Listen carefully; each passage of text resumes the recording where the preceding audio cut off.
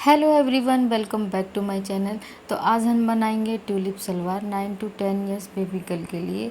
तो फैब्रिक लिया है मैंने इसके लिए 1.5 मीटर और बहुत ही आसान तरीके से मैंने आपको बताने की कोशिश करी है इस वीडियो में। तो चलिए कटिंग करते हैं स्टार्ट। तो यहाँ पे मैंने 2 फोल्ड में फैब्रिक को बिछाया हुआ है। मेरी तरफ बंद साइड है और ये वाली किनारे वाली साइड है।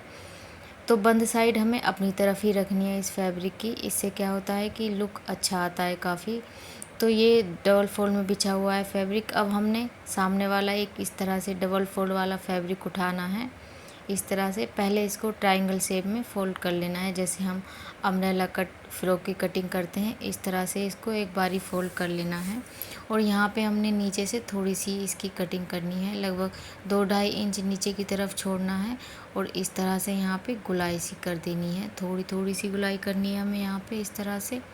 देन अब इसकी कटिंग कर लेनी है इस तरह से।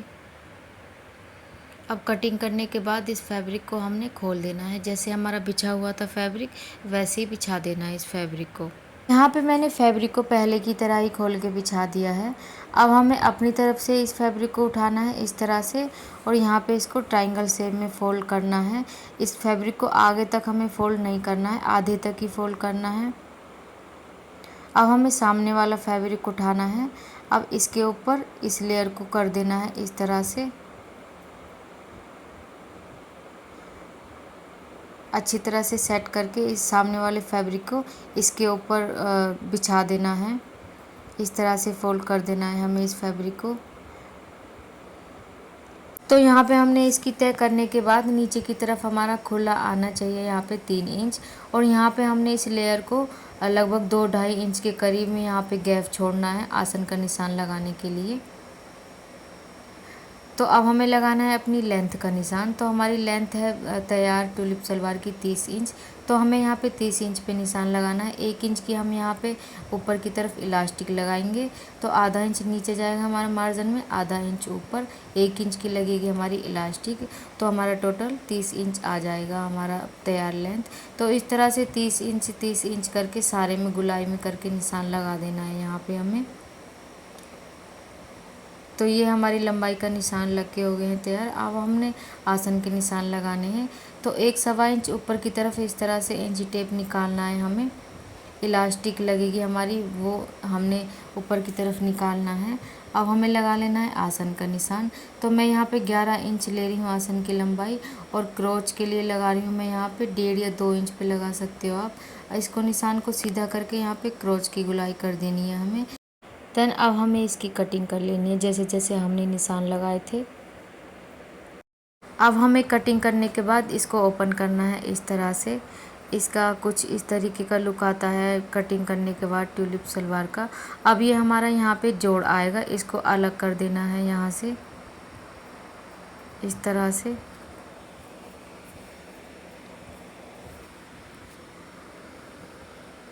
तो यहाँ पे हमें बेल्ट तैयार कर लेनी है अपनी सलवार की अब काट के। तो यहाँ पे मैंने चौड़ाई ली है बेल्ट की 4 इंच। हमें इलास्टिक लगानी है यहाँ पे 1-1.25 इंच की। तो यहाँ पे अपनी फिटिंग के हिसाब से बेल्ट की चौड़ाई कट कर लेनी है हमें। तो यहाँ पे मैंने सलवार का एक पल्ला ले लिया है। उल्टी साइड हमें ये फैब्रिक फ़ोल्ड करना है इस तरह से। तो सारे में हमें ये फ़ोल्ड करते जाना है फिनिशिंग के साथ फैब्रिक।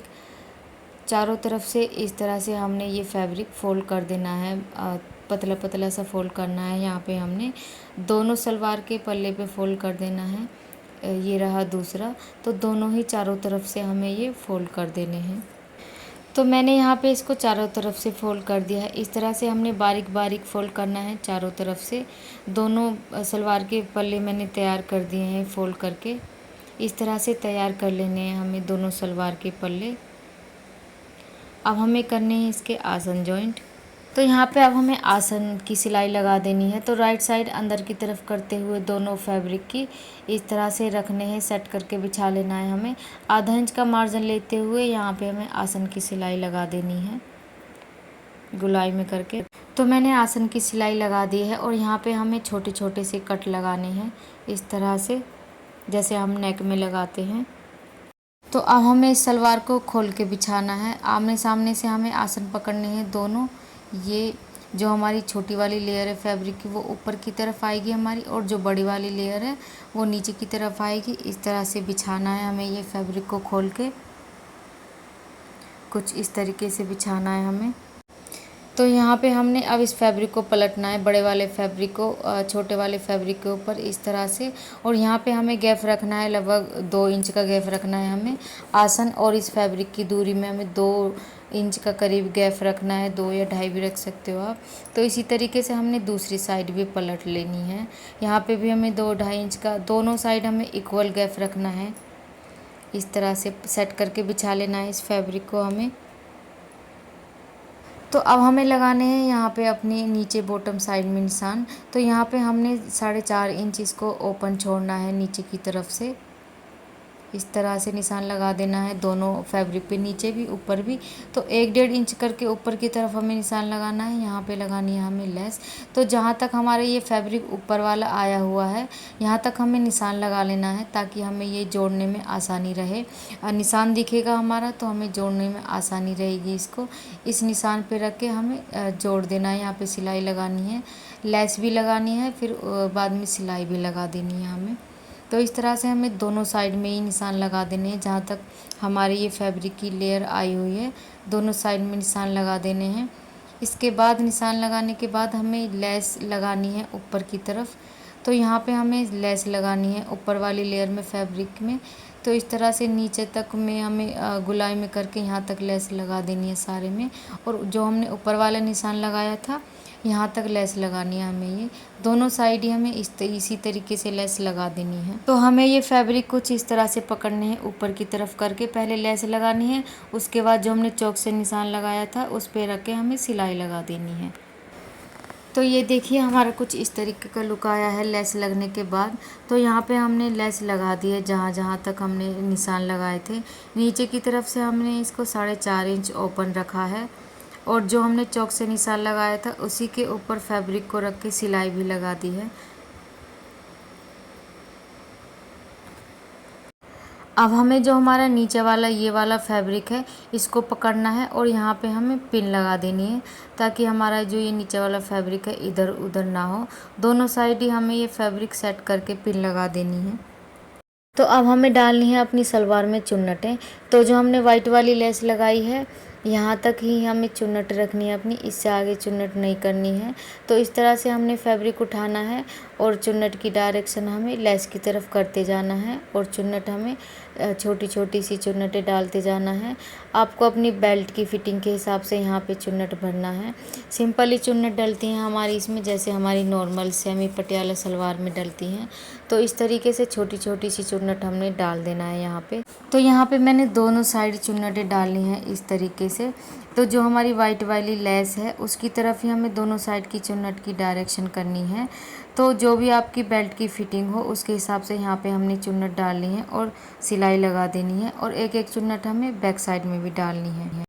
तो ये देखिए एक एक चुन्नट हमने बैक साइड में भी डालनी है, जैसे सिंपली नॉर्मल सलवार में डालते हैं। तो यहाँ पे मैंने चुन्नट भर के अपनी फ़िटिंग के हिसाब से, बेल्ट की फ़िटिंग के हिसाब से, और सिलाई लगा दी है सारे में। अब हमने बेल्ट लेनी है अपनी जो हमने तैयार की है, और एक कट बैक साइड में लगाना है, और इस तरह से जो हमारा जोड़ है वो फ्रंट में जोड़ना है ये, और जो हमने कट लगाया है वो बैक साइड में जोड़ना है। और यहाँ पे सिंपली इसको बेल्ट को इसमें सलवार में अटैच कर देना है हमें। चारों तरफ गुलाई में करके हमें सिलाई लगा देनी है यहाँ पे। तो ये देखिए हमने अपनी जो चुन्नटें डाली थी उसको जॉइंट कर दिया है बेल्ट में। यहाँ पे कुछ इस तरीके का लुक आया है इसका बेल्ट जोड़ने के बाद। तो यहाँ पे हमने डालनी है ऊपर की तरफ अब इलास्टिक। तो 1 सवा इंच चौड़ाई लेनी है हमें इलास्टिक की, और सारे मार्जिन को अंदर की तरफ करते हुए यहाँ पे हमें नेफा फोल्ड कर देना है इस तरह से, और अपनी फिटिंग के हिसाब से हमें इलास्टिक ले लेनी है। और यहाँ पे सिंपली जैसे हम नॉर्मल प्लाजो वगैरह में इलास्टिक लगाते हैं वैसे ही लगा देनी है। तो ये देखिए हमने इलास्टिक डाल दिए नेफा बनाने के बाद। 1 सवा इंच हमारी चौड़ाई थी इलास्टिक की। तो यहाँ पे मैंने ऊपर भी एक सिलाई लगा दी है यहाँ पे इलास्टिक में। तो ये देखिए हमारी ट्यूलिप सलवार बनके हो गई है बिल्कुल तैयार, और बहुत ही प्यारा लुक आता है इस सलवार का बनने के बाद। और वीडियो आपको कैसी लगी कमेंट करके ज़रूर बताएं। अगर वीडियो थोड़ी भी यूज़फुल लगी हो तो वीडियो को लाइक करें एंड मेरे चैनल को सब्सक्राइब करें। सो मिलते हैं किसी और एक वीडियो में, तब तक के लिए bye bye. Thanks for watching.